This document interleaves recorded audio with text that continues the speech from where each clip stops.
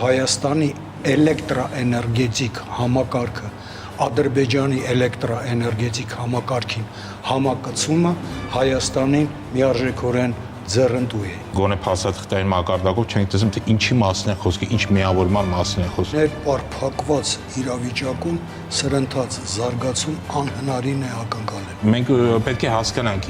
սրա հետևը ինչ է թաքնված, ինչ պահանջներ կան։ Եթե Հայաստանը կորցնի ատոմային գեներացիան, դա կլինի Հայաստանի համար ծանրագույն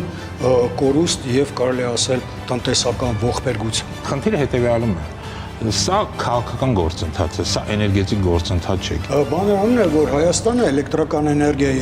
առումով ավելի ցուցային երկիր է։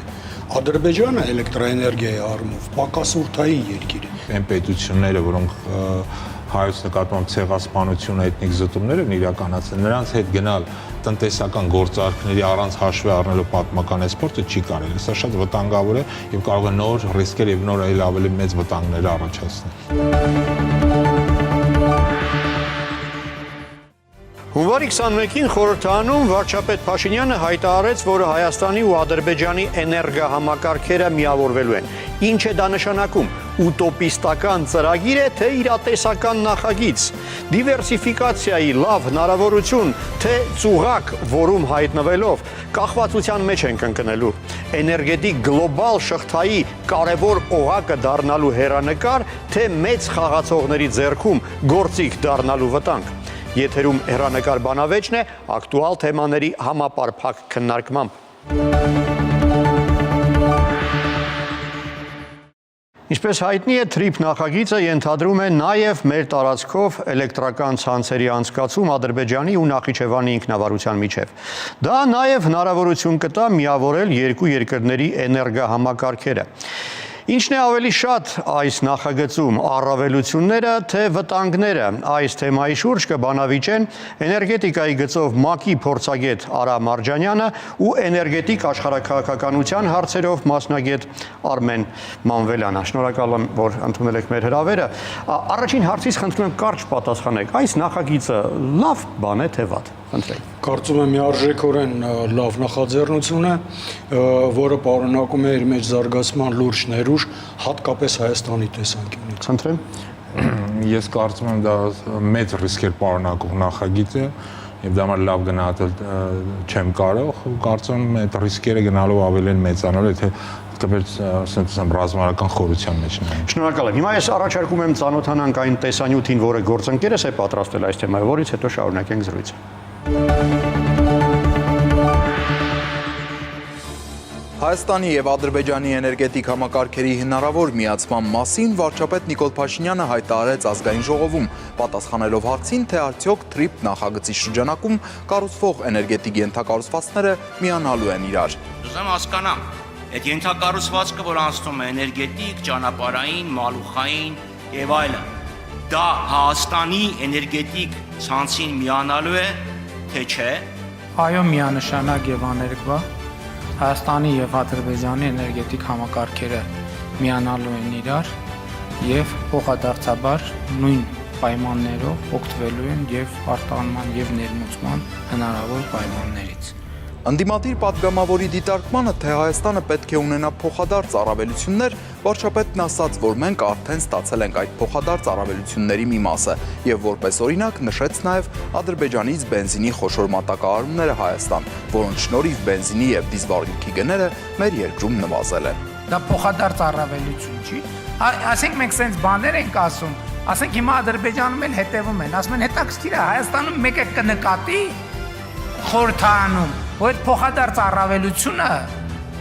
դրա մի մասը արդեն ստացվել է։ Երկու երկրների էներգետիկ համակարգերի հնարավոր միացման մասին վարչապետի հայտարարությունը մտահոգություն առաջացրեց քաղաքական եւ մասնագիտական շրջանակներում։ Ընդդիմության ներկայացուցիչները տարակուսում են, որ այդպիսով Հայաստանը կարող է էներգետիկ կախվածություն ունենալ Ադրբեջանից։ Փորձագետների մի մասն էլ կարծում է, սակայն, որ ճիշտ որոշումների եւ աշխատանքի արդյունքում այդ ռիսկերը կարելի է կառավարել։ Իսկ ինչպես անել, որ Հայաստանի էներգետիկ անվտանգությունը չվտանգվի։ Որպեսզի Հայաստանի էներգետիկ անվտանգությունը չվտանգվի, պետք է իրականացվի ինչպես հյուսիս-հարավ, այնպես էլ արևելք-արևմուտք ծրագիրը զուգահեռաբար։ Որևէ մեկին նախընտրություն տալով Հայաստանը կարող է լուրջ ռիսկի տակ հայտնվել, հաշվի առնելով առկա իրողությունները։ Առհասարակ դեռևս հյուսիս-հարավ էներգետիկ միջանցքի ծրագրով էր նախատեսված Իրան, Հայաստան, Վրաստան, Ռուսաստան, իսկ վերջին տարիներին նաև Իրան, Հայաստան, Վրաստան, եվրոպական երկրներ էլեկտրահաղորդման գծերի միացում։ Նախագահ Վահագն Խաչատուրյանը նախորդ տարեվերջին Վրաստան կատարած այցից հետո լրագրողների հետ ունեցած զրույցում անդրադարձել էր հարևանների հետ մի քանի ոլորտներում փոխկապակցված համագործակցությանը։ Հիմա կարծում եմ նոր միջավայր է ստեղծում Հայաստանում, կարծում եմ ներկայացել Վրաստանում եւ այդ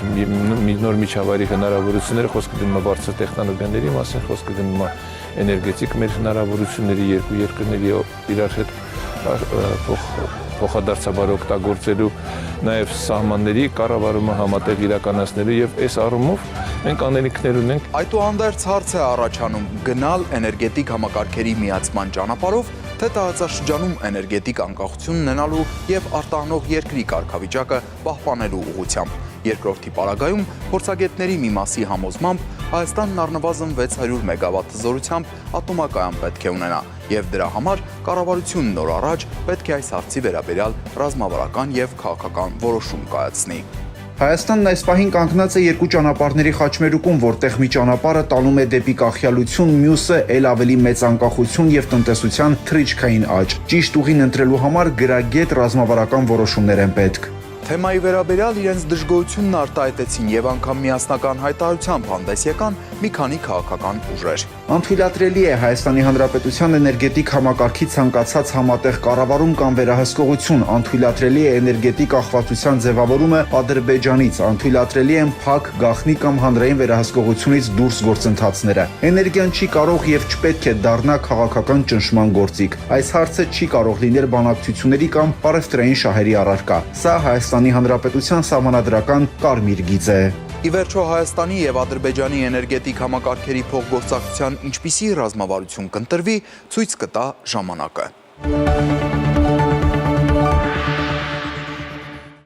Պարոնեք, ճիշտ եմ հասկանում, որ այս նախաձեռնությունը թրիփ նախագծի մի մասն է, թե այն կարող էր իրատեսական դառնալ նաև առանց թրիփի։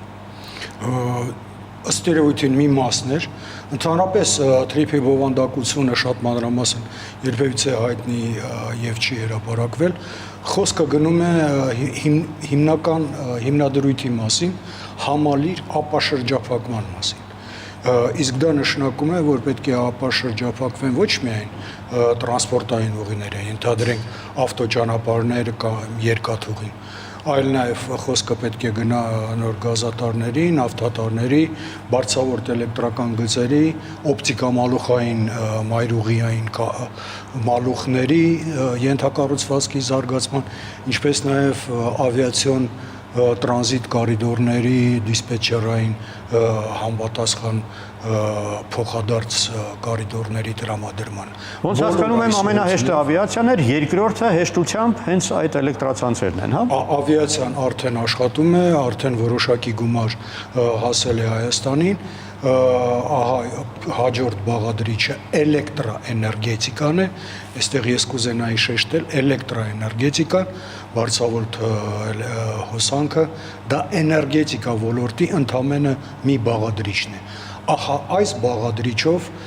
Հայաստանի էլեկտրաէներգետիկ համակարգը Ադրբեջանի էլեկտրաէներգետիկ համակարգին համակցումը Հայաստանին միարժեքորեն ձեռնտու է։ Ինչու՞, որովհետև էլեկտրաէներգետիկան, էներգետիկա մեծ համալիր ոլորտի այն միակ բաղադրիչն է, ուր Հայաստանը առավելություն ունի իր հարևանների նկատմամբ։ Մենք գազ չունենք, նավթ չունենք, ածուխ չունենք, վերամշակող արդյունաբերություն չունենք, էներգետիկ վերամշակող։ Հակառակը էլեկտրաէներգետիկայի մասով ունենք զարգացած ներքին ցանց, կուտակված հարստագույն փորձ, ինժեներական լուրջ դպրոց, իսկ ամենակարևորը տեղակայված գեներացիոն հզորությունների բավարարաշան, որպեսզի Հայաստանը կարողանա կրկնապատկել իր արտահանումը էլեկտրաէներգիայի արտահանումը հարևան երկրներին։ Ահա այստեղ կարծում եմ Հայաստան Ադրբեջան էլեկտրաէներգետիկ համակարգերի համակցումը միարժեքորեն շահեկան կլինի Հայաստանի համար։ Դե Արմենը կարծում եմ ավելի շատ մարտահրավերների մասին կխոսի։ Նայեք, նախ խոսենք այն փաստաթղթերի մասին, որոնք կան սեղանին, ասենք թե օգոստոսի 8-ին կնքված փաստաթղթերում տենց բան նախատեսված չէ։ Ես այդ փաստաթղթերին շատ լավ ծանոթ եմ, չնայած դրա մասին ժամանակ առ ժամանակ հատկապես ադրբեջանական կողմը խոսում է, որ դա ոչ միայն կլինի ճանապարհային, այլ նաև այլ բաղադրիչներ եւս կունենան մուլտիմոդալ բայց նորից փաստաթղթային մակարդակով, որը ես մանրամասն ասեմ, տենց բան նախատեսված չէ, որտեղից է դա ծագել, սա արդեն այլ հարց է եւ դա ինչ փաստաթղթերով կհիմնավորվի, որովհետեւ սա էլ է շատ կարեւոր։ Մենք չենք կարող ինչ-որ բանի գնահատական տանք, եթե գոնե փաստաթղթային մակարդակով չենք տեսնում, թե ինչի մասին է խոսքը, ինչ միավորման մասին է խոսքը։ Իսկ հասկանանք սրա հետեւ ինչ քաղաքական գործընթաց է։ Արտգործնախարարի եւ պետքարտուղարի միջև այդ ստորագրած փաստաթղթում կարծես կար հիշատակում։ Այնտեղ կա հիշատակում միայն բան ատոմային էներգետիկայի մասին, խաղ միջուկային, այո, էներգետիկայի մասին դա կա, բայց ինչ որ էլեկտրացանցերի կառուցումը ինքը նախագիծը ինչպես է գնահատում, այ Վարոն Մարտիրոսյանը դրական գնահատական է տալիս։ Խնդիրը հետեւյալում է, սա քաղաքական գործընթաց է, սա էներգետիկ գործընթաց չէ, եկեք շեշտադրումը անենք, էլի, եւ այն երկու հակասություն կա այստեղ։ Եվ սա հստակ կա հակասություն, երբ որ հարցին մոտիկանում ես քաղաքական հենց գործընթացի կողմից։ Նայեք, մենք պետք է հասկանանք, ինչ սրա հետևը ինչ է թաքնված, ինչ պահանջներ կան, եւ սա շատ կարեւոր է, դուք հիշեցիք հենց այդ ատոմային էներգետիկայի պահը, որ ստորագրված է եւս երկու կողմերի միջեւ, եւ Ադրբեջանը ինչ պահանջներ է դրում։ Ադրբեջանը եւ Թուրքիայի դրած հստակ պահանջը դա մեր ատոմակայանի փակումն է։ Իրանք բազմաթիվ անգամ այդ հարցը բարձրացրել է եւ բազմաթիվ անգամ տարբեր մակարդակներ։ Դա մինչեւ օգոստոսի 8-ներ։ Կարծեմ օգոստոսի 8-ից հետո նման բան չի եղել։ Կարևոր չի, սա հստակ քաղաքական ծրագիր է, որ դրած է, կարևոր չի որտեղ օգոստոսի 8-ին մեզ առաջարկում է սա այդ մոդուլային կայանի գաղափարը, որը սա առանձին քննարկման թեմա է, բայց քանի որ այս վտանգը, այս ռիսկը կա, ես դա հստակ կերպով տեսնում եմ, որին ուզում են փոխարինել մոդուլային կայանի գաղափարը։ Կայանի մասին խոսենք, առայժմ այդ ռուբիլնիկի վտանգի մասին հասկանանք, հա, ինչքանով է դա իրատեսական։ Շատ մեծ հոռետեսությամբ եմ դիտում այդ համակարգերի միավորումը։ Ես տեսնում եմ, թե ավելի շատ ռիսկեր, քանի որ նաև մենք շատ վատ փորձել ունենք, եկեք դա էլ չմոռանանք, եւ որ Արցախը շրջափակման մեջ էր եւ այդ ռուբիլնի կոչված իրենց ձեռքն ենք անջատը միացնում եւ որ դա ցանկանում է։ Այդ ժամանակ դեռ Թրամփը չկար։ Ռուբիլնիկի մասին ինչ կասեք, պարոն Մարտիրոսյան։ Ռուբիլնիկի տեսանկյունից իրադրությունը շատ հետաքրքիր է։ Բանականն է, որ Հայաստանը էլեկտրական էներգիայի առումով ավելցուկային երկիր է։ Ադրբեջանը էլեկտրաէներգիայի առումով պակասուրդային երկիր է, դեֆիցիտային երկիր է։ Եվ ահա, եթե էլեկտրաէներգետիկ համակարգերը միանան, այստեղ Հայաստանն է, որ Ադրբեջանին կարող է էլեկտրական էներգիա մատակարարել։ Հակառակ մատակարարումները Ադրբեջանից Հայաստան ծավալուն չեն կարող լինել, որտեղ Հայաստանը մի առանձնապես ներկրման անհրաժեշտություն չունի էլեկտրական էներգիա։ Նույնիսկ սեզոնային կամ եթե ինչ-որ որոշակի քանակությամբ պիկային բաներ կան, Վրաստանի հետ այդ հարցերը կարգավորում են։ Կարճ ասած, այստեղ ես չեմ տեսնում այդ վտանգը, որ Հայաստանը գերկախվածության մեջ կընկնի Ադրբեջանից ենթադրյալ էլեկտրական էներգիայի ներկրումների համար։ Հակառակը կրկնեմ, սա միակ բաղադրիչն է էներգետիկ ոլորտի, որտեղ Հայաստանը առավելություն ունի Ադրբեջանի նկատմամբ։ Տեսեք, իմիջիայլոց ասելով սա, պիտի նաև ընդգծեմ, թե ինչ հսկայական քայլերով է Ադրբեջանը զարգացնում իր էլեկտրաէներգետիկ համակարգը եւ այս առումով կարծեմ Հայաստանը սովորելու բան ունի։ Պարոն Մարտիրոսյանը ասում է, որ ռուբիլնիկի այդ սկզբունքից ավելի շատ պետք է Ադրբեջանը մտահոգված լինի, քանի որ Հայաստանն է էլեկտրաէներգիա առաջարկելու Ադրբեջանին, այլ ոչ թե հակառակը։ Դուք ինչ կարծիք ունեք։ Նորից եմ կրկնում, ես կարծում եմ, որ այստեղ ատոմակայանի խնդիրն է։ Ու եթե մենք կորցնում ենք այդ գեներացիան ատոմակայանը, որը մոտավորապես 30-ից 40% է կազմում ըստ սեզոնի, այդ դեպքում մենք ենք ներմուծել, այսինքն այս ռիսկը հաշվի չառնել չի կարելի։ Հա կարող ենք մենք այսօրվա պահի դրությամբ ասենք, այ հենց հիմա եթե լինի, սա հենց հիմա չի լինի, որովհետև դա էլ հասկանանք, էլի սա մեծ ներդրումներ պահանջող բավական լուրջ ծավալուն գործընթաց է։ Ու այդ ընթացքում նաև շատ բաներ կփոխվի, թվում նաև Ադրբեջանը իրեն ուզում է նաև սենց ասեմ ցուցադրել որպես էլեկտրաէներգիա արտահանող երկիր, ինչի շուրջ ինքը բանակցությունների մեջ է եւ Եվրամիության հետ եւ շատ երկրների հետ արևային էներգիայի զարգացման մասին են խոսում, շատ բաների մասին են խոսում, բայց նաև չմոռանանք, էլի իրանք նավթի գազի բավական մեծ պաշարներ ունեցող պետություն են, տեսականորեն հատկապես հաշվի առնելով իր գազի բավական մեծ պաշարներ, իրանք կարող են նաև հենց այդ էլեկտրաէներգիայի գեներացման շատ ավելի լուրջ հզորություններ շատ արագ եւ շատ կարճ ժամանակում ստեղծել եւ չլինել էլեկտրաէներգիայի ներմուծող երկիր, այլ դառնալ ինչին իրանք ձգտումել են, այսինքն միևնույն է, այս ռիսկերը մնում են եւ սա անպայման պետք է հաշվի առնել։ Պարոն Մարջանյան, տեսեք, ամերիկացիները մեզ առաջարկել են սահմանափակվել փոքր մոդուլային ռեակտորներով, ինչը կնշանակի, որ մենք կկարողանանք դրանց շնորհիվ ապահովել միայն սեփական պահանջարկը, միայն մեծ ռեակտորի առկայության դեպքում մենք կարողանանք արտահանել էլեկտրաէներգիա։ Այսինքն այս դեպքում մենք հազիվ թե ունենանք ռեսուրս այլ երկրներին բան առաջարկելու։ Մյուս կողմից Ադրբեջանն է պատրաստվում իր տարածքում ատոմակայան կառուցել, բավական լուրջ քայլեր են ձեռնարկում եւ շատ մեծ տեմպերով զարգացնում են արևային եւ վերականգնվող այլ էլեկտրաէներգիայի այդ ռեսուրսները, այդ թվում նաեւ Արցախի տարածքում։ Այսինքն Ադրբեջանն է պատրաստվում արտահանվող դառնալ, իսկ Հայաստանը հնարավոր է նույնիսկ ապահովի զորով իր պահանջարկները։ Այստեղ հակասություն չկա։ Որոշակի առումով կա, ես համաձայն եմ պարոն Մանվելյանի հետ այն գնահատման մեջ, որ եթե Հայաստանը կորցնի ատոմային գեներացիան, դա կլինի Հայաստանի համար ծանրագույն կորուստ եւ կարելի ասել տնտեսական ողբերգություն։ Դա ոչ մի դեպքում չի կարելի թույլ տալ։ Բայց եկեք տարբերակենք Հայաստանի վարչապետի հայտարարությունը Հայաստանի եւ Ադրբեջանի էլեկտրաէներգետիկ համակարգերի համակցման մասին, ահա այդ հայտարարությունը ու ծրագիրը Հայաստան, Միացյալ Նահանգներ, խաղաղ-միջուկային ատոմային էներգետիկայի ոլորտում համագործակցության մասին պայմանագրից։ Դրանք տարբեր բաներ են։ Գանք ուրեմն այդ համագործակցության։ Համագործակցության մեխը ընկած է հետևյալում։ Խոսքը գնալու է 123 կոչվող համաձայնագրի մշակման եւ ստորագրման մասին։ 1, 2, 3 կամ ասում են Հայաստանի եւ Միացյալ Նահանգների միջև, որով եթե այդ գործընթացը հաջողավարտվի, Հայաստանը կարող է որոշակի ատոմային էներգետիկ տեխնոլոգիաներ ներկրել Միացյալ Նահանգներից։ Ճիշտ նկատեցիք, սիրելի գործընկերներ, որ Հայաստանը գտնվում է շատ լուրջ ճնշման տակ Միացյալ Նահանգների կողմից, որպիսի մտածի փոքր մոդուլային ռեակտորների օգտագործման մասին եւ մոռանա VVR կոչվող մեծ ռեակտորների մասին, դրանք ռուսական ռեակտորներ են, որոնք տասնամյակների վեր շահագործվել են եւ շահագործվում են կարծես արդարացրել են։ Եվ արդարացրել են։ Այստեղ թույլ տվեք շատ մանրամասների մեջ չընկնեմ, ասեմ վերջնական արդյունքները։ Դրույթ պնդում համար 1 մոտակա տասնամյակում Միացյալ Նահանգներում չի հայտնվի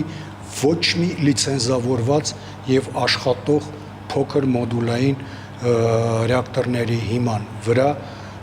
հիմնված ատոմակայան։ Այսինքն մեր վրա փորձարկում են։ Ну, այդ որակումները թողնենք այլոց, բայց փաստենք, որ մոտակա 10 տարիներին այդպիսի ատոմակայան Միացյալ Նահանգներում չի լինի։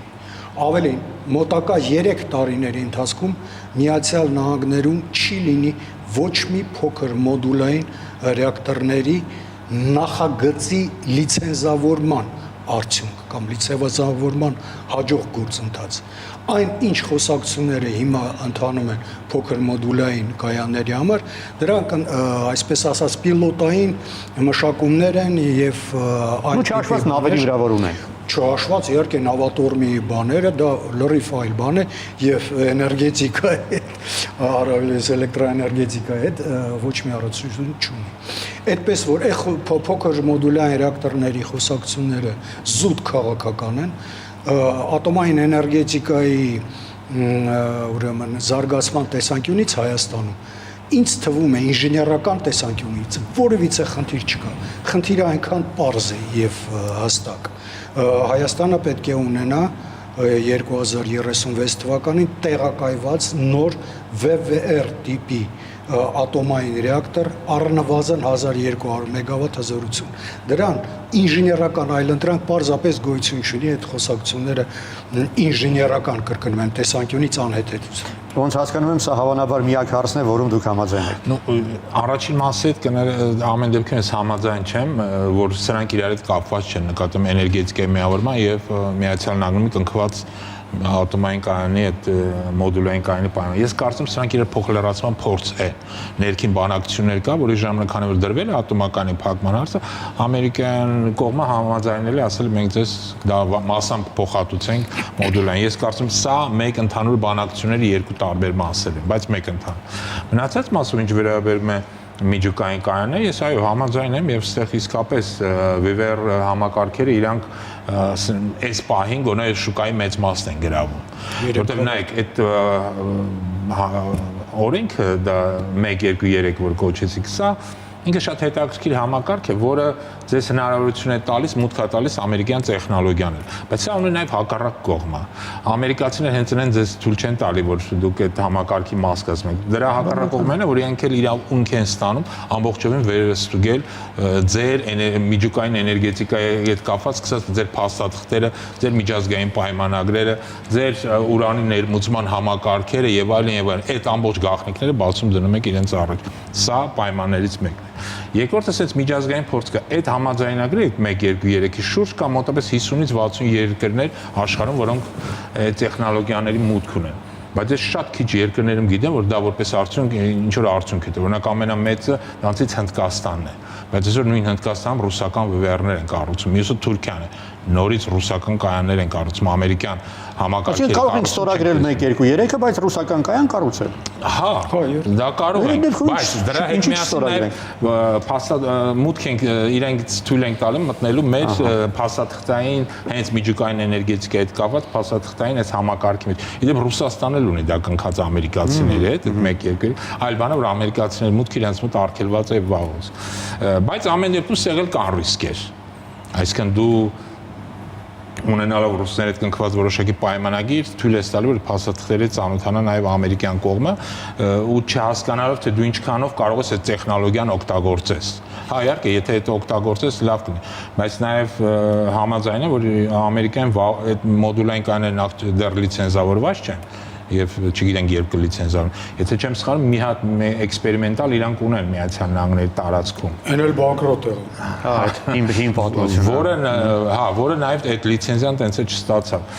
Այսինքն կան ռիսկեր բավականին լրջագույն։ Ճիշտ եմ հասկանում, որ ամերիկացի շահը այդ ուղղահայաց էներգետիկ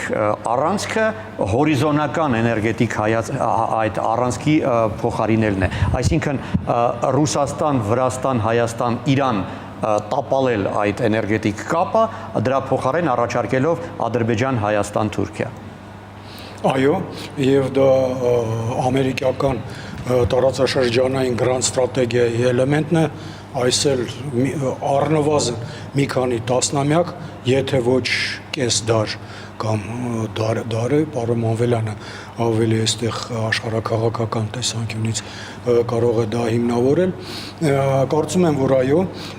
բայց կուզենայի փառատել հետևյալ մտահոգությունը, բան նրանումն է, որ Հայաստանը ստորագրել եւ ավերացրել է միջուկային զենքի չտարածման համաձայնագիրը։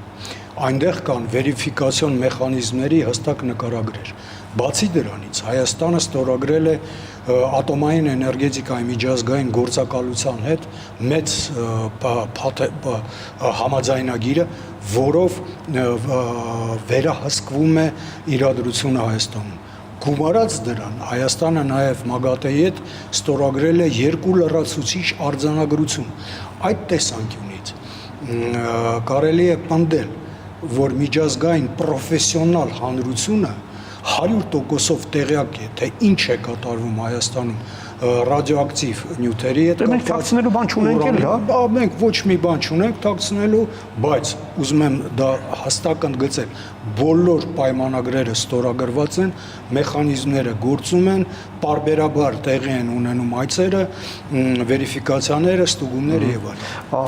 Պարոն Մանվելյան, եթե ընտրությունը իսկապես այդ ուղղահայաց կամ հորիզոնական էներգետիկ առանցքների միջև է,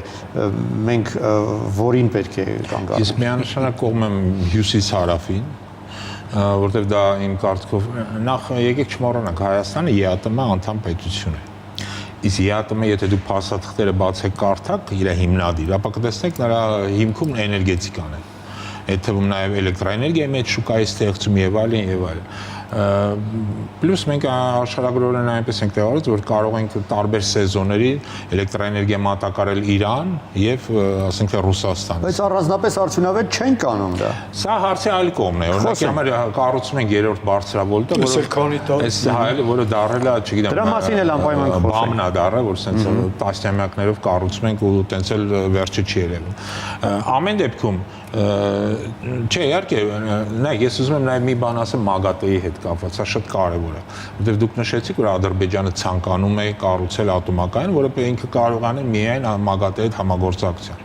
Սա շատ կարևոր է Հայաստանի դիրքորոշումը։ Հայաստանը պետք է դեմ լինի տենց ատոմակայանի կառուցմանը Ադրբեջանի տարածքում, որի համար հիմքեր իրավական հիմքեր կան դրա համար։ Առաջին իրավական հիմքը նա է, որովհետև ՄԱԳԱՏԷ-ն միշտ շատ զգուշ է վերաբերվում այն պետություններ, որոնք ունեն մեծ նավթի գազի պաշարներ եւ հանգարց որոշում են միջուկային կայաններ կառուցել։ Խնդիրը առաջանում, այսինքն պրոբլեմատիկան չունի։ Երկրորդը իրանք որպես կանոն շատ մեծ վերապահում են վերաբերում այն երկրներին, որոնք ունեն հարևան երկրներից որոշակի չլուծված կոնֆլիկտներ։ Դե մենք էլ ունենք Ադրբեջանի հետ խնդիր, բայց ՄԱԳԱՏԷ-ն դեմ չի, որ մենք նոր ռեակտոր կառուցենք։ Մենք նորերը չենք պատրաստում, մենք նոր ատոմակայան չենք պատրաստում։ Մենք պատրաստում ենք նոր ռեակտոր, սա տարբեր բաներ։ Նոր ատոմակայանի համար դու պետք է ամենախիստ համագործակցություն եւ որոշ առումով համաձայնություն, ռեակտորի համար դա քեզ պետք է։ Սա պետք է անպայման հաշվի առնել։ Հիմա հեղինակավոր փորձագետների կարծիքը լսեցինք, սովորական շարքային մարդկանց կարծիքն էլ լսենք։ Կարծում եմ, որ վարչապետի հայտարարությունը տեղին է եւ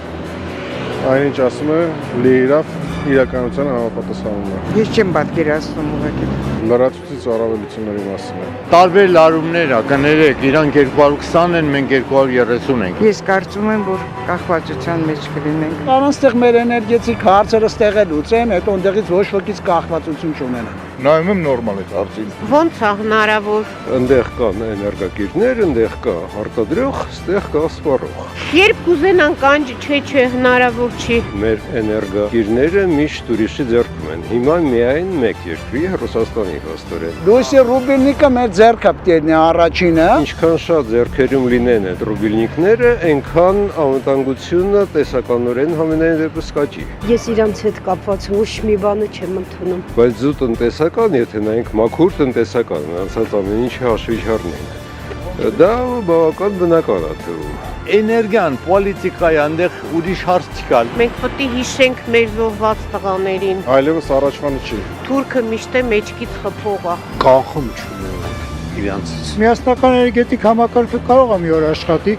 երբ որ իրենք պահեն իրենց նորմալ հարևանի նման, ոչ թե հակառակորդի թշնամու հետ քանում։ Չէ, ոչ մի դեպքում, ոչ մի դեպքում։ Ամեն րոպե իրանք ինչ ասես կարան անեն։ Դուք չստատանել եք ուզում միասնական սարքեք, ֆազան կարող է շորտան, ստեղ բանալի, ինչ ասես կարող, ես կներեք ֆիզիկ եմ, ոչ մի դեպքում։ Նաև էներգետիկ առումով կարող է լինել նորմալ։ Որ մի րոպեից անջատեց ինքը էլեկտրոէներգիայի մատակարարումը, մենք ինչ պետք է անենք, գցենք ջրի վրա, գցենք բանի վրա, տեպլավոյի վրա, թե սկսենք անջատել Երևանում ինչ որ պատրիբիտելներին, որ այդ տակից դուրս գանք, այդ ախմախություն է էլի։ Այդ դեպքում դրամ արդեն չի պահպանվի, կաշխատի իրենց փողը։ Դա դու ենթակա ես նրան։ Իրենցը տարածաշրջանում կդառնա կոնվերտ վալյուտա։ Իսկ ինչի չեք ուզում միանանք ուրիշ երկրի հետ, օրինակ Վրաստանի հետ։ Մեր շրջապատ երկրներից ամեն մեկից կարող է ինչ-որ վտանգ առաջանա, անգամ Վրաստանից։ Ինչի Իրանի հետ չեք ուզում միանանք։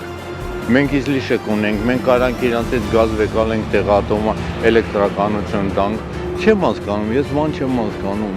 Դիպտի դնեն այդ ընդդիմություն, բոլոր իրար հետ քննարկեն, բայց ճիշտ քննարկեն, ոչ ամեն մեկը իրանը չասի ու բրծնի գնա, իտոգում վերջում այդ հարցը մնա տենց օդի մեջ կախված։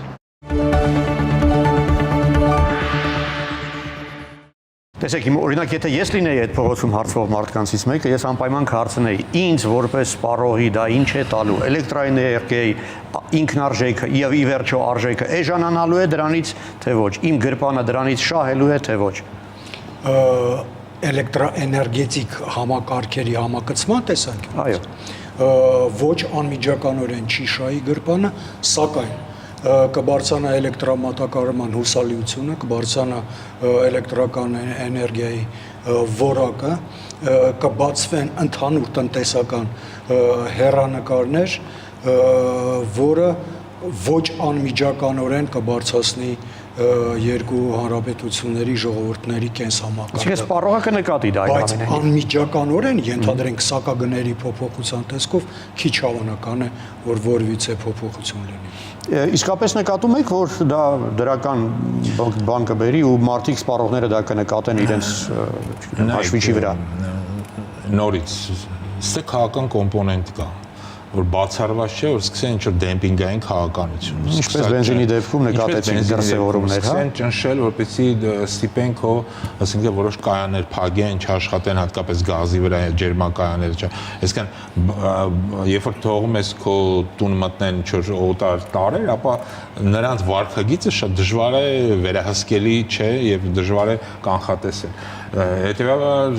նման դեպքում ես այդտեղ քիչ եմ դրական բան տեսնում։ Ես ավելի շատ տեսնում եմ վտանգներ, ռիսկեր, այդ թվում նաև այդ դեմպինգային քաղաքականության առումը, որը կստիպի որոշակի համակարգեր կանգ առնեն, որ դե ասեն հենա էժանով գալիս ելեք մերը զարգացնում։ Այս վտանգը միշտ կա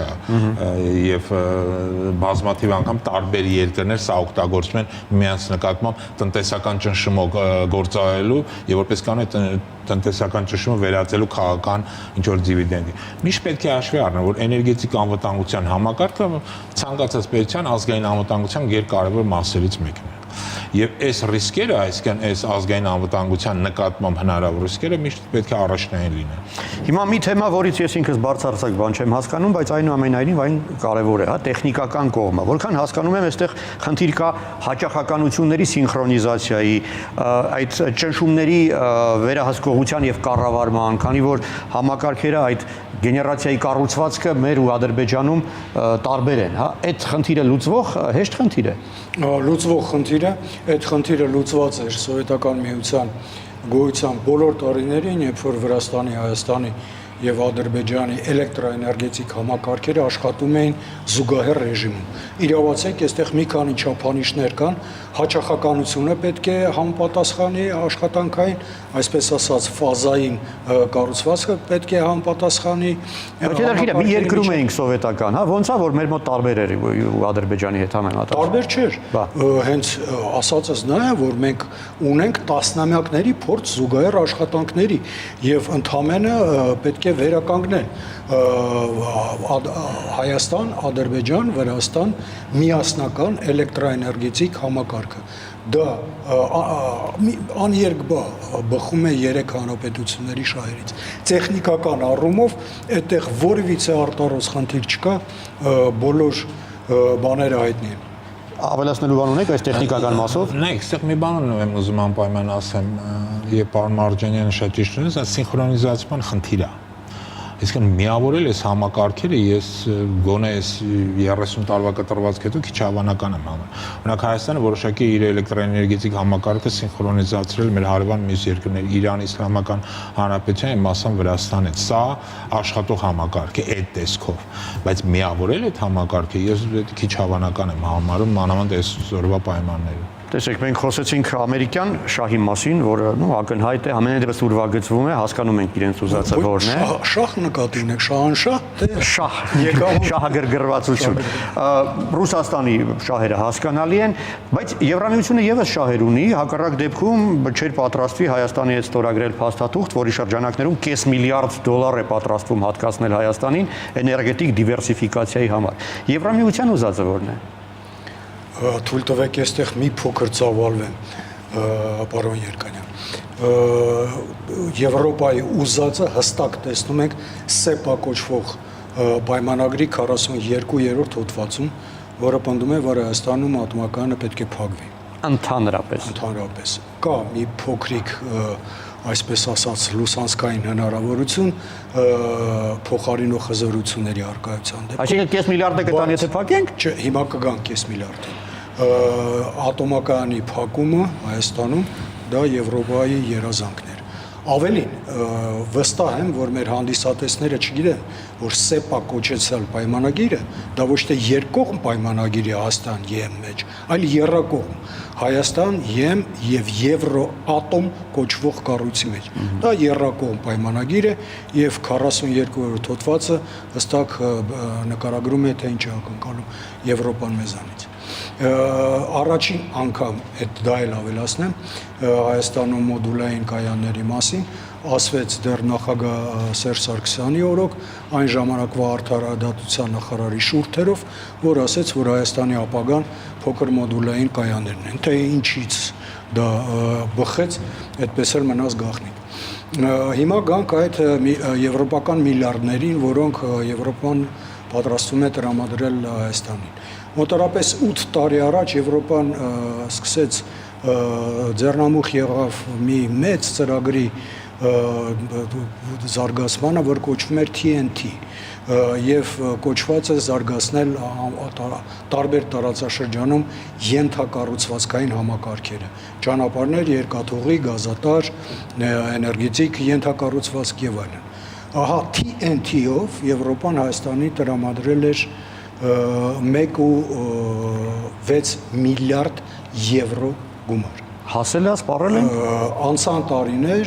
մեկ էլ իմացանք, որ Եվրոպան ձեռնամուխ է լինում նոր մեծ հսկայական ծրագրի, որը կոչվում է Global Gateway, որը նորից նախատեսվում է ուրեմն տարածաշրջանում մեր ենթակառուցվածքների զարգացման համար, մասնավորապես Անդերսևծովյան էլեկտրական մալուխ ծրագրի մասին էր խոսքը գնում։ Այդ Global Gateway ծրագրով Հայաստանին հատկացված էր 1.4 միլիարդ եվրո գումար։ Նորից անցան տարիներ Հայաստան արտաքսվեց այդ ուրեմն չստացան կոչվեց այդ բանից Անդերսևծովյան մալուխ ծրագրից արտաքսվեց Հայաստանը, անցան տարիներ, եկան արդեն նախանցած տարին եւ Եվրամիությունը ասեց, որ մենք ձեզ մի քանի միլիոն դոլար կտանք էներգետիկ ուրեմն դիվերսիֆիկացիայի համար։ Կարծում եմ ժամանակն է արդեն որպեսզի Հայաստանը եւ Հայաստանի պատկան մարմինները հետեւողականորեն ասեն. սիրելի եւ հարգելի Եվրոպա, Եվրոպական միություն եւ նրանց ներկայացուցիչներ, ինչ եղավ Հայաստանի TNT-ով 1.6 միլիարդը։